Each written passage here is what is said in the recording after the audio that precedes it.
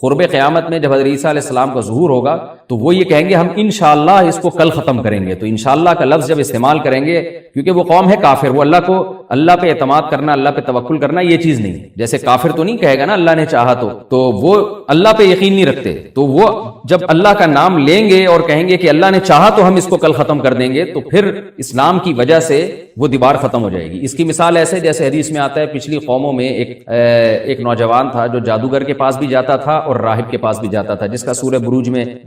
تذکرہ ہے، والسماء ذات البروج میں. تو جب وہ نوجوان پکڑا گیا، وہ مسلمان ہو گیا تھا،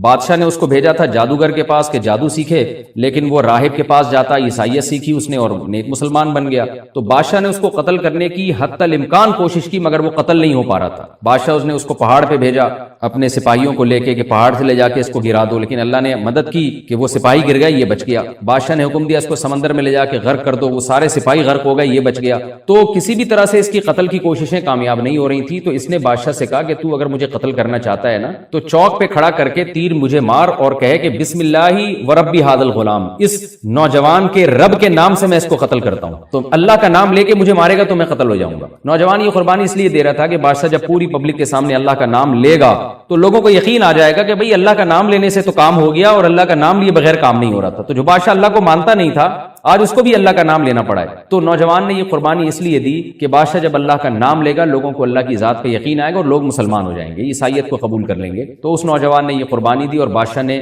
اللہ کا نام لے کے جب تیر مارا تو وہ نوجوان شہید ہو گیا، اور لیکن پورا ملک مسلمان ہو گیا، عیسائیت قبول کر لی. اور سورہ بروج میں پھر اللہ نے ان کا تبصرہ کیا، ان کا واقعہ بیان کیا ان کے بارے میں کہ کیسے بادشاہ نے خندقیں کھود کھود کے پوری قوم کو جو ہے وہ جو دین سے پیچھے نہیں ہٹے ان کو کس طرح سے آگ میں پھینک دیا ان سب کو. تو اس سے پتہ چلتا ہے کہ کافر بھی بعض دفعہ جب اللہ کا نام لیتا ہے نا تو اس کو دنیاوی فائدہ ہو جاتا ہے. تو یاجوج ماجوج بھی تنگ آ کر پھر اللہ کا نام لیں گے اور کہیں گے اللہ نے چاہا تو ہم اس دیوار کو کل ختم کر دیں گے، اور بالآخر وہ دیوار ختم ہو جائے گی. پھر قرآن کے الفاظ ہیں آگے کہ جب یہ دیوار ختم ہوگی وَتَرَكْنَا بَعْضَهُمْ يَوْمَئِذٍ. اچھا ہاں میں بتا رہا تھا کہ حدیث سے کیا پوائنٹ پتہ چلتے ہیں. تو یہ 5 پوائنٹ ہو گئے. چھٹا پوائنٹ یہ کہ حضرت عیسیٰ ہی کے دور میں یہ کسی وبا کے ذریعے ہلاک ہو جائیں گے. حضرت عیسیٰ علیہ الصلوۃ والسلام اتنے زیادہ ہوں گے کہ ان سے لڑنا ممکن نہیں ہوگا، جیسے کہ قرآن میں بھی آ رہا ہے وَتَرَكْنَا بَعْضَهُمْ يَوْمَئِذٍ يَمُوجُ فِي بَعْضٍ. ہم ان میں سے بعض کو بعض کے اندر گھسا دیں گے، اتنی کثرت سے ایک دوسرے میں، آبادی کی کثرت بہت ہوگی ان کی، گھسے ہوئے ہوں گے ایک دوسرے میں، یہ جیسے چیونٹی اور مکوڑے ہوتے ہیں، تو ان سے لڑنا ممکن نہیں ہوگا. تو حضرت عیسیٰ علیہ الصلوۃ والسلام لوگوں کو لے کے کوہ طور پہ چلے جائیں گے اور باقی مسلمان وہ اپنے اپنے گھروں کے اندر بند ہو جائیں گے، اور پھر اللہ کی طرف سے ایک وبا آئے گی اور اس وبا میں یہ سارے کے سارے ہلاک ہو جائیں گے. اور پھر جب ہلاک ہو جائیں گے تو اتنی زیادہ ان کی لاشیں زمین پہ ہوں گی، اتنی زیادہ کہ انسانی آبادی ان کی لاشوں سے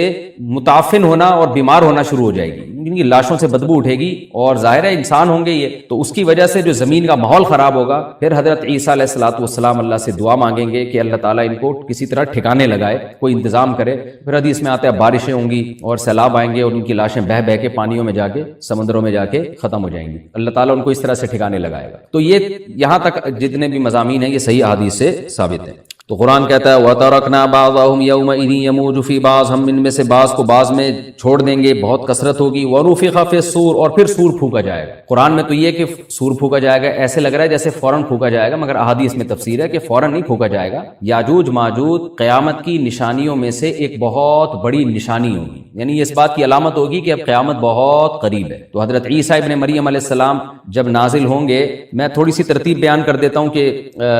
جو کیونکہ بات یاجوج ماجوج کی چل رہی ہے تو اس سے منسلک جو واقعات ہیں جو اس دور میں ہوں گے وہ بھی میں اسی لیکچر کے ضمن میں بیان کر دیتا ہوں. ہمیں صحیح حدیث سے یہ پتہ چلتا ہے کہ قرب قیامت میں جب مسلمان بہت قسمہ پرسی میں ہوں گے تو خراسان سے لشکر اٹھے گا. خراسان یہ افغانستان اور ایران کا حصہ،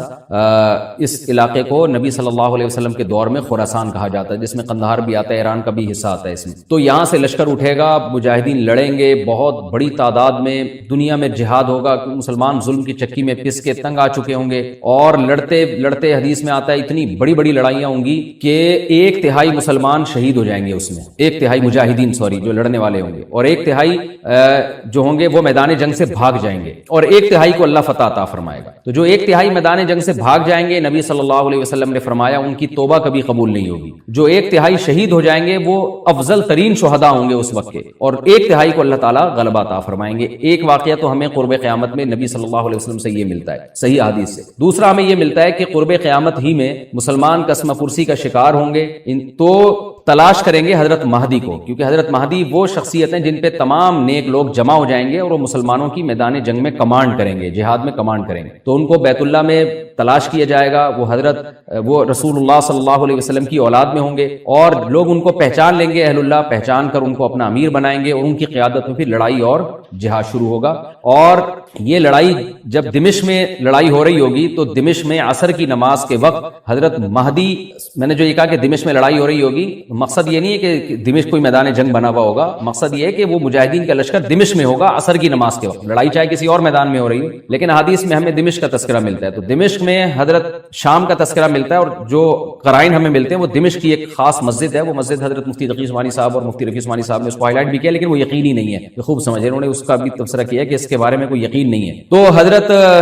مہدی عصر کی نماز پڑھا رہے ہوں گے، لوگ امامت میں آپ کے پیچھے کھڑے ہوں گے، یہاں تک کہ مسجد کے مینار پر، آج بھی وہ مینار موجود ہے جس کے بارے میں غالب گمان ہے کہ یہ وہ مینار ہے جہاں حضرت عیسیٰ علیہ السلام نازل ہوں گے، غالب گمان کے درجے میں کہا جا سکتا ہے، ورنہ پھر اسی کے اڑوس پڑوس میں کوئی مسجد ہوگی۔ میرا اگر شام جانا ہوا تو انشاءاللہ میں ارادہ ہے کہ میں بلاگ میں اس مسجد کا بھی تذکرہ کروں گا، اس جگہ کا بھی تذکرہ کروں گا، لیکن میں پہلے یہ بات بتا دوں کہ وہ 100% یقینی نہیں ہے، ایسا نہ ہو کہ اس مسجد کے مینار پہ چڑھ کے لوگ جو ہے وہ اس کے کوئی مینار کو ہی چاٹنا شروع کر دیں تبرک کے طور پہ۔ تو عصر کی نماز کا ٹائم ہوگا، حضرت عیسیٰ ابن مریم علیہ الصلوۃ والسلام فرشتوں کے کندھوں پہ ہاتھ رکھ کے نیچے اتریں گے نماز کے ٹائم پہ، یعنی آسمان سے مینار تک آئیں گے، اور پھر مینار سے آپ کے لیے سیڑھیاں لگائی جائیں گی، سیڑھیوں کے ذریعے مینار سے نیچے اتریں گے، اور لوگ ان کو پہچان لیں گے۔ حضرت مہدی ان کو امامت کے لیے آگے کریں گے کہ آپ اللہ کے ایک پیغمبر ہیں، آپ نماز پڑھائیے، حضرت عیسیٰ علیہ السلام انہی کو آگے رکھیں گے، اور اس طرح کا مفہوم ہے حدیث میں کہ اللہ نے اس کام کے لیے آپ کو ہی منتخب کیا۔ کیا مطلب یہ امامت اس امت کا حق ہے؟ تو حضرت عیسیٰ ابن مریم علیہ الصلوۃ والسلام کا جو کام ہوگا وہ جہاد ہے، اور یہودیوں سے انتقام لینا، کیونکہ یہودیوں نے اپنے خیال میں حضرت عیسیٰ کو قتل کیا تھا، تو اللہ نے یہودیت ہی کے خاتمے کے لیے اور دجال کے خاتمے کے لیے عیسیٰ ابن مریم کو نازل کیا ہے۔ حضرت مہدی سے پہلے ہی دجال ظاہر ہو چکا ہوگا، دجال کے بارے میں حدیث میں آتا ہے کہ ہر پیغمبر نے اپنی امت کو دجال کے فتنے سے ڈرایا ہے۔ اچھا، یہ دجال ایک ایسی شخصیت ہے جس کا یہودی انتظار ہم سے زیادہ کر رہے ہیں، کیونکہ یہودی اس کو اپنے لیے نجات دہندہ سمجھتے ہیں، جبکہ حدیث میں آتا ہے کہ دجال کانا ہوگا اور اس کا خدائی کا دعویٰ ہوگا، اس کے پاس کچھ ایسی طاقتیں ہوں گی کہ مردے کو زندہ کر دے، زندہ کو مار دے، ایک طرف اس کے باغ ہوگا، ایک طرف اس کے آگ ہوگی، جو اس پر ایمان لائے گا اس کو باغ میں داخل کرے گا، اور جو اس پر ایمان نہیں لائے گا اس کو آگ میں داخل کرے گا۔ اور رسول اللہ صلی اللہ علیہ وسلم نے فرمایا اس کی جو آگ ہے حقیقت میں وہ جنت کا باغ ہوگا، اور اس کا جو باغ ہے حقیقت میں وہ جہنم کی آگ ہوگی۔ تو جو نبی کی باتوں پہ یقین کرتے ہیں وہ دجال کے فتنے سے محفوظ رہیں گے۔ اور حدیث میں سورہ کہف کی بھی تلاوت کا حکم ہے، جمعے کے دن جو کہف کی تلاوت کرتا ہے اللہ اس کو دجال کے فتنے سے محفوظ رکھتا ہے۔ اب آپ دیکھیں یہ سورہ کہف میں ہی قیامت کی علامات کا تذکرہ ہے نا، تو شاید اسی وجہ سے کیونکہ جو سورہ کہف پڑھتا رہے گا وہ یاجوج ماجوج کے واقعات بھی پڑھتا رہے گا اور اللہ کی قدرت کے واقعات بھی پڑھتا رہے گا، تو دجال کے فتنے سے اللہ اس کو اس برکت سے بچا کے رکھیں گے، فتنے سے محفوظ رکھیں گے۔ تو وہ ایسی طاقتیں دکھائے گا، بے وقوف لوگ اس پہ ایمان لے آئیں گے۔ حدیث میں آتا ہے کہ کانا کبھی بھی خدا نہیں ہو سکتا، یعنی اس کی تو ایک آنکھ ہوگی نہیں، لیکن بے وقوف لوگ اس کے یہ کچھ ظاہری کمالات دیکھیں گے، یہ نہیں دیکھیں گے کہ یہ تو شکل بھی اس کی اچھی نہیں ہے، یعنی خدا کا بس کم جمال والا ہوتا ہے نا، یہ تو ہے بھی کانا، اور اس کے بڑا بڑا کافر بھی لکھا ہوا ہوگا واضح طور پر، جس سے پتہ چلے گا۔ لیکن احمق اور بیوقوف لوگ جیسے روحانی عامل کو کچھ شعبدے دیکھ کر ان پہ سے متاثر ہو جاتے ہیں نا، روحانی عاملوں کے شعبدے دیکھ کے، تو ایسے ہی دجال کے شعبدے دیکھ کے متاثر ہوں گے۔ تو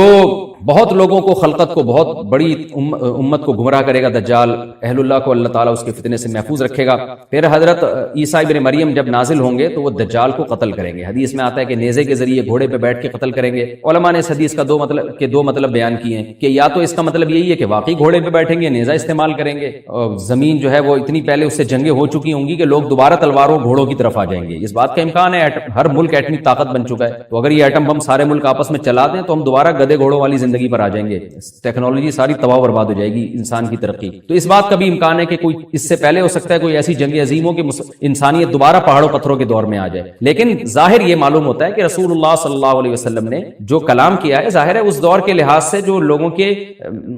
جہاں تک جو لوگوں کی مینٹل اپروچ ہے وہاں تک، تو نبی صلی اللہ علیہ وسلم میزائل یا اور ٹینکوں کا تذکرہ کرتے تو کیا سمجھ میں آتا؟ تو گھوڑے سے مراد ہے جو اس زمانے کا گھوڑا ہوگا، اور نیزے سے مراد ہے اس زمانے کا جو اسلحہ ہوگا، کیونکہ نیزہ نبی کے دور کا ایک مناسب اسلحہ تھا اور گھوڑا نبی کے دور کی میدان جنگ کی ایک مناسب سواری تھی۔ تو اس سے یہ بھی پتہ چلتا ہے کہ ہو سکتا ہے عیسیٰ ابن مریم نیزے کے بجائے کلاشنکوف کا استعمال کر لیں، تو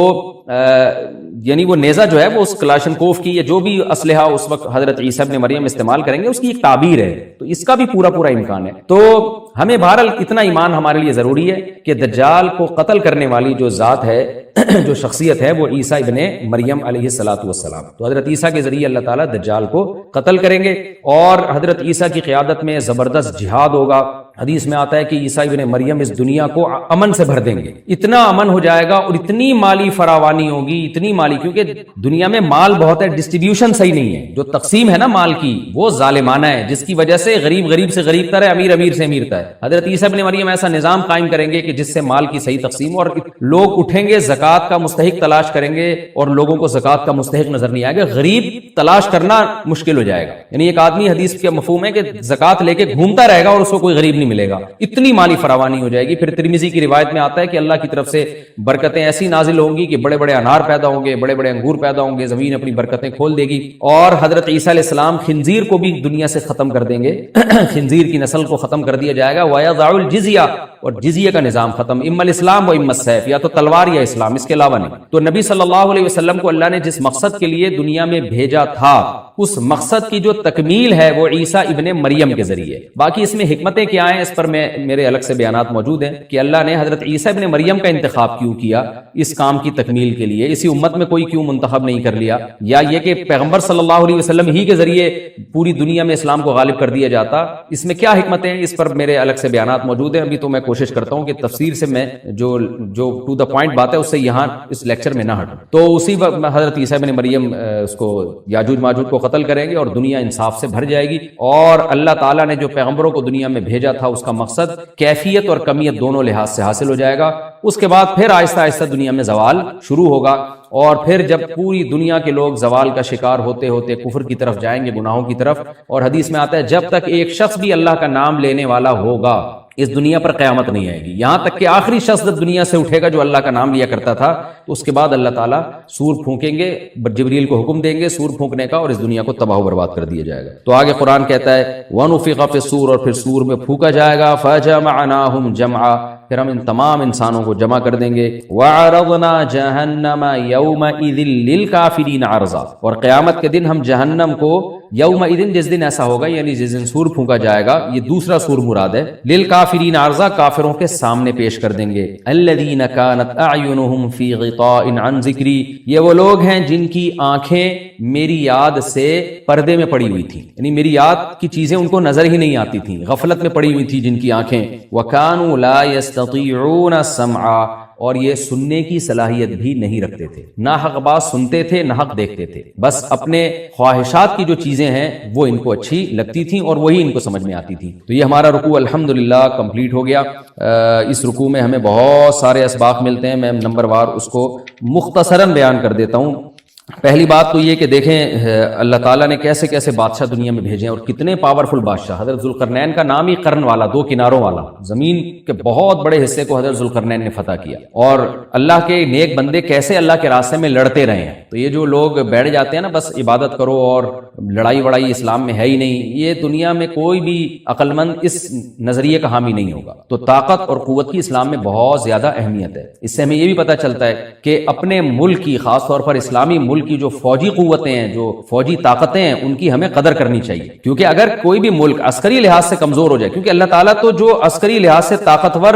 قومیں تھیں اللہ نے ان کا کتنا تذکرہ کیا، ہاں وہ اللہ کے باغی نہ ہو، تو اسلامی ملک میں کوئی بھی اسلامی کنٹری ہے، چاہے سعودی عرب ہے، چاہے پاکستان ہے، چاہے ترکی ہے، کوئی بھی اسلامی کنٹری ہے، اس کی فوج کی قدر کرنی چاہیے، کیونکہ اسی کی وجہ سے ملک کا بارڈر محفوظ ہوتا ہے۔ اگر مسلمان عسکری لحاظ سے کمزور ہونا شروع ہو جائیں تو کافر ہمیں گاجر مولی کی طرح کاٹنا شروع کر دیں، اسلام دشمن قوتیں ہمیں کھا جائیں، ختم کر دیں ہمیں کھا کے۔ تو نیک قوتوں کو اپنی بقا کے لیے ہمیشہ سے ایک اسلحے کی اور طاقت کی ضرورت رہتی ہے، اس کی اہمیت اسلام میں بہت زیادہ ہے۔ موسیٰ علیہ الصلوۃ والسلام کے بعد کتنے بڑے بڑے جنگی کمانڈر پیدا ہوئے، ذوالقرنین کا اللہ نے کیسا تذکرہ کیا، ذوالقرنین کی عبادت کا کہیں بھی تذکرہ نہیں، حالانکہ وہ بڑے عبادت گزار بھی تھے، داؤد علیہ السلام کی عبادت کا تذکرہ بھی ہے، ان کی تلوار اور طاقت کا تذکرہ بھی ہے۔ تو اللہ تعالیٰ جہاں عبادت کا تذکرہ کرتے ہیں تو طاقت اور قوت کا بھی تذکرہ کرتے ہیں، اس سے عسکری لحاظ سے اپنے آپ کو مضبوط کرنے کی اہمیت کا ہمیں پتہ چلتا ہے کہ اسلام میں اس کی بڑی اہمیت ہے۔ کسی بھی اسلامی ملک کی فوج کا مورال کسی بھی لحاظ سے ڈاؤن نہیں ہونا چاہیے، اور عسکری لحاظ سے وہ کسی بھی لحاظ سے کمزور نہیں ہونی چاہیے،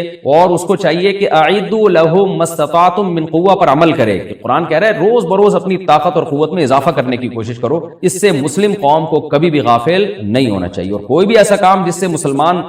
قوتیں اور طاقتیں کمزور ہونا شروع ہو جائیں، اس کام سے ہمیں بچنا چاہیے۔ دوسری بات ہمیں یہ پتہ چلی کہ اللہ تعالیٰ نے اہل اسلام کے ذمے پوری دنیا کی ذمہ داری لگائی ہے، کسی ایک ملک کی نہیں۔ جتنے بھی پیغمبر آئے ہیں جب وہ دنیا فتح کرنا شروع کی ہے تو کہیں رکے نہیں ہیں وہ کہ بھئی یہاں تک، اس سے آگے نہیں جانا، ان کی صلاحیت ہی ختم ہو گئی ہو، وسائل ہی ختم ہو گئے ہو تو الگ بات ہے۔ تو پوری دنیا ہے جس میں اللہ کے دین کو غالب کرنا ہے، اب اس کا طریقہ کیا ہوگا، ظاہر ہے جو جس زمانے میں سوٹیبل طریقہ ہو وہ اختیار کیا جائے گا۔ تو حضرت ذوالقرنین پہلے انتہائی مشرق کی طرف گئے ہیں، جہاں سورج نکلتا ہے تو وہاں سے جہاں سے آبادی شروع ہو رہی ہے، اور ان کا خیال تھا کہ اب آگے آبادی نہیں ہے تو پھر جا کے سٹاپ کیا ہے۔ مغرب میں بھی ایسے ہی، شمال میں بھی ایسے ہی۔ تو ہمیں جب دیکھتے ہیں کہ جب صحابہ کرام نے دنیا فتح کرنا شروع کی ہے تو ہمیں مسلمان کمانڈروں میں بھی ایسے واقعات ملتے ہیں کہ وہ علاقے فتح کرتے کرتے سمندر کے کنارے پہنچے اور انہوں نے سمندر کو دیکھ کے کہا کہ تیرے آگے بھی آبادی ہوتی نا تو ہم اللہ کا کلمہ وہاں بھی بلند کرتے۔ تو یہ دور تھا مسلمانوں کا، اور یہ عیسیٰ ابن مریم دوبارہ پھر وہی کریں گے، پوری دنیا کو فتح کریں گے۔ تو حضرت ذوالقرنین کے اس واقعے سے پتہ چلتا ہے کہ پوری دنیا کی ذمہ داری اللہ نے ہمیشہ سے اہل اللہ پہ لگائی ہے، اور وہ پوری دنیا میں اللہ کے دین کو غالب کرنے کی کوشش میں ہمیشہ سے لگے رہے ہیں۔ تیسری بات ہمیں پتہ چلتی ہے